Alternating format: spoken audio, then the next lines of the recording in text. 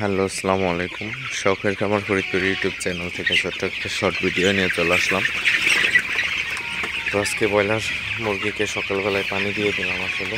তো আপনারা দেখতে পাচ্ছেন মুরগিগুলা পাগলের মতো পানি খেতেছে। আসলে এখন প্রচুর পরিমাণে গরম পড়তেছে, তো একদম সকাল 8টার আগে থেকেই সকাল 8টা থেকেই প্রচুর পরিমাণে রোদ উঠে যায় আর কি।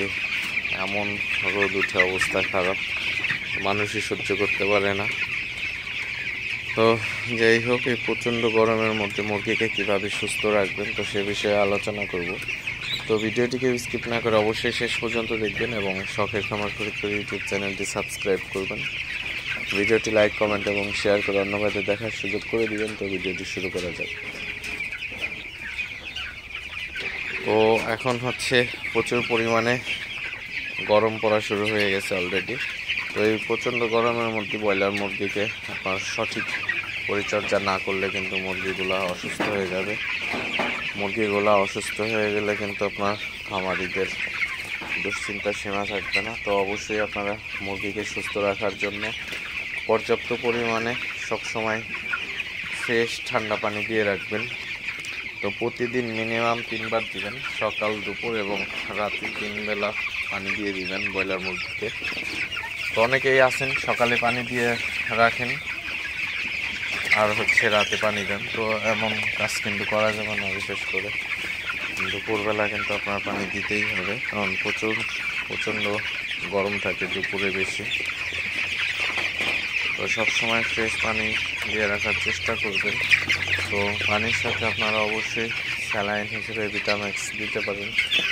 তো ভিটাম্যাক্স দিলে মুরগির শরীরটা ঠান্ডা থাকে, হিট স্ট্রোকের ভয় থাকে না। তো আরেকটা বিষয়, আপনার খামারের পর্যাপ্ত আলো বাতাস ঢোকার ব্যবস্থা থাকতে হবে। তো আমার এখানে পর্দাটা নামানো আছে, কারণ প্রচণ্ড বাতাস বাইরে। তো অতিরিক্ত বাতাস হলে কিন্তু মুরগির ঠান্ডা লেগে যাবে, তো সে বিষয়েও খেয়াল রাখতে হবে।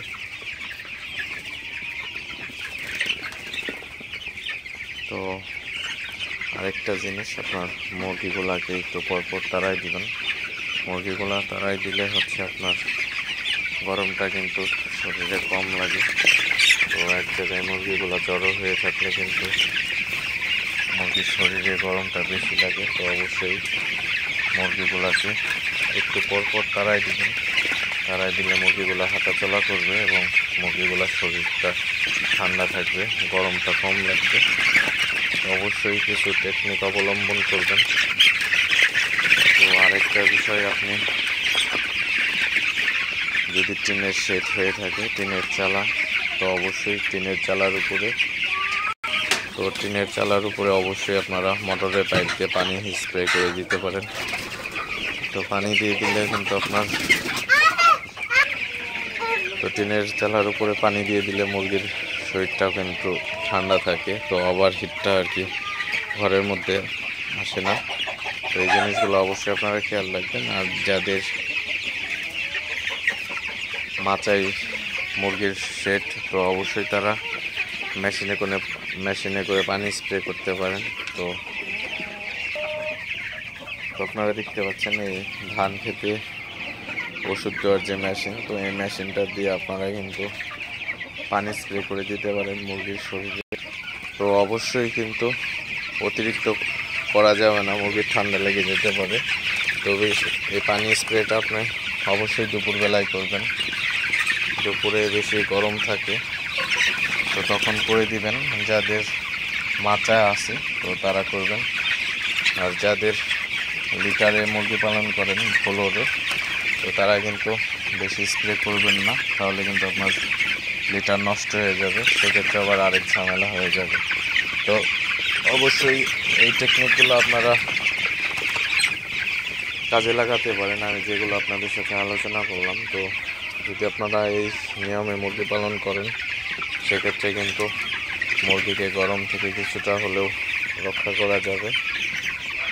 তো যাই হোক, ভিডিওটি আর বেশি বড় করব না। সবাই ভালো থাকবেন, সুস্থ থাকবেন। শখের খামার ফরিদপুর ইউটিউব চ্যানেলটি অবশ্যই সাবস্ক্রাইব করবেন। ভিডিওটি লাইক, কমেন্ট এবং শেয়ার করে অন্য ভাইদের দেখার সুযোগ করে দেবেন। দেখা হবে অন্য কোনো নতুন ভিডিওতে, নতুন কোনো তথ্য নিয়ে। সে পর্যন্ত সবাই ভালো থাকবেন, সুস্থ থাকবেন। আসসালামু আলাইকুম।